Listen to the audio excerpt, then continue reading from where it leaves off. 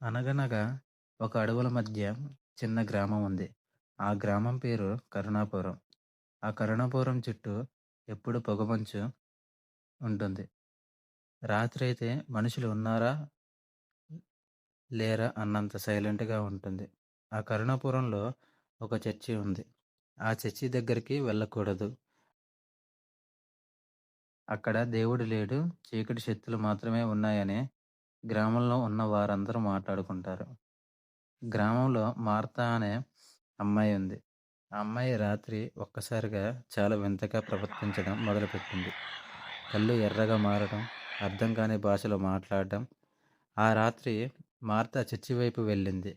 గ్రామ పెద్దలు ఇది చూసి ఇది ఖచ్చితంగా చీకటి శక్తుల ప్రభావం అని అనుకుంటారు.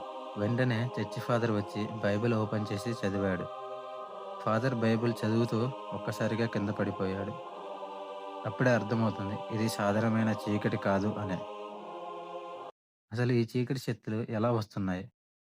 అయితే గ్రామం బయట ఒక సమాధి దగ్గర చేతబడి చేస్తూ ఒక వ్యక్తి ఉంటాడు. ఆ వ్యక్తి ఎవరో కాదు, మార్తా ప్రేమించిన వ్యక్తి. Thank you guys watching from my video. Channel subscribe చేయండి, లైక్ చేయండి, షేర్ చేయండి. ఈ వీడియో ఫుల్ స్టోరీ కావాలనుకున్న వాళ్ళు ఫుల్ స్టోరీ అని కామెంట్ చేయండి.